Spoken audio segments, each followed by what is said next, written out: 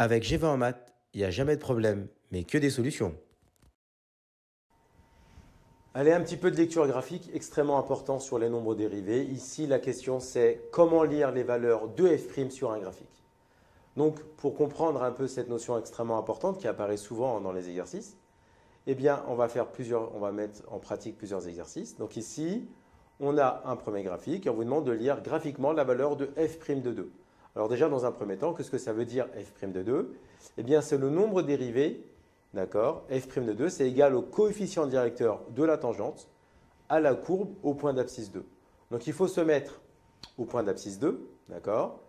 Et donc, une fois, si on le fait, là, je le traite ici, hein, on est ici au point d'abscisse 2, d'accord? Et ensuite, après, on va chercher la courbe, d'accord? Donc ici, vous avez une tangente qui va être horizontale, ça va être ici.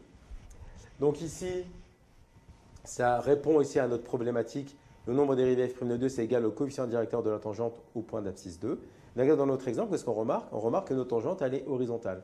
Eh bien, si la tangente est horizontale, eh bien, ça veut dire que le coefficient directeur, ici, il est nul. C'est pour ça qu'on va avoir ici f' de 2 qui sera égal à 0. Donc, un deuxième cas, ici, on veut calculer f' de 1. Donc là, je refais un peu le schéma. Je me place ici à 1, d'accord? Je vais à la courbe où est-ce qu'il y a 1. En fait, je me retrouve ici sur la tangente oblique qui est ici. Et en fait, ici, une technique qui marche tout le temps, c'est que moi, j'ai plutôt tendance à choisir deux points qui appartiennent à cette tangente-là. Donc là, je reprends, hein, d'accord? Le nombre dérivé f' de 1, c'est égal au coefficient directeur de la tangente à la courbe. Et moi, je vais définir deux points. Le point B sur la tangente que j'ai choisie, de coordonnées 1, 8, 1, moins 8, pardon. Donc ici, on regarde bien notre tangente, hein.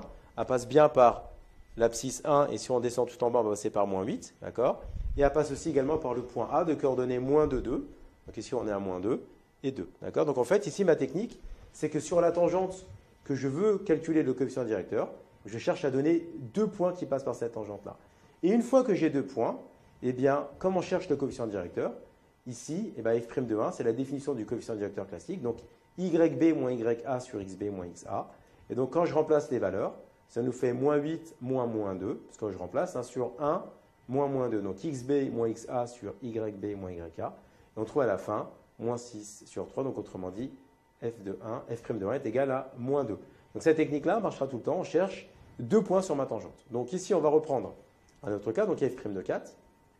Donc là, vous avez compris le principe, hein. Là, je ne me déplace pas. Ici, on va prendre deux points qui sont sur la tangente pour f' de 4. Donc ici, j'ai pris le point B que j'ai appelé B de coordonnées 4, moins 5 et le point A de coordonnées 6, 3. D'accord? Et une fois qu'on a ces deux points-là, on veut calculer le coefficient directeur. Donc ça nous fait f' de 4 égale yb moins ya sur xb moins xa. Donc je remplace les valeurs, bien sûr, maintenant. Ce qui me fait moins 5, moins 3 sur 4, moins 6, qui à la fin me donne moins 8 sur moins 2, donc autrement dit, f' de 4 égale à 4. On va le refaire rapidement sur d'autres exemples. Ici, lire graphiquement f' de 0. Donc, on se remet dans le même schéma. Le nombre dérivé f' de 0, c'est égal au coefficient directeur de la tangente. Donc ici, f' de 0, cette fois-ci, là, comme c'est un nouveau graphique, on se met ici en 0. D'accord? Donc on monte ici, hop, c'est la tangente là où j'ai mon doigt. Et je prends deux points qui sont sur cette droite-là. Donc moi, j'ai choisi deux points. Vous pouvez en prendre d'autres. J'ai pris le point B dans les coordonnées ici, ça sera 0, 1. Et le point A de coordonnées moins 1, 4. Et ensuite, on applique la règle. f' de 0 égale yb moins ya sur xb moins xa. Ce qui nous donne f' de 0 égale, donc là, on remplace par les valeurs, hein, 1 moins 4 sur 0 moins moins 1.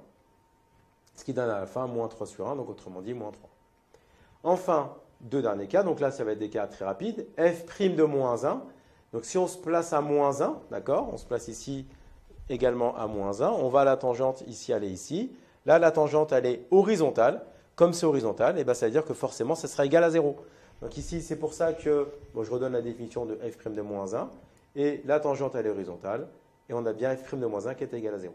Si on fait la même chose pour f' de 1, c'est le même principe, hein, d'accord, on voit bien que la tangente, elle est également horizontale. Donc, autrement dit, f' de 1 égale à 0. Donc là, maintenant, vous êtes à même de pouvoir bien justifier. D'accord? Donc ça, c'est la rédaction qu'il faut vraiment écrire, hein, à vos profs sur votre copie pour vraiment bien montrer que vous avez bien compris le principe des lectures graphiques. Comme tu as kiffé la vidéo et que tu veux des bonnes notes en maths, alors tu mets un pouce bleu, tu t'abonnes à notre chaîne, tu poses un commentaire, on y répond sans problème. Ensuite, on t'embarque avec nous sur gvaenmaths.com. Des exercices corrigés, des détails de ouf avec ça. Plus d'excuses pour pas avoir de bonnes notes en maths. Et bien sûr, rendez-vous sur nos réseaux sociaux.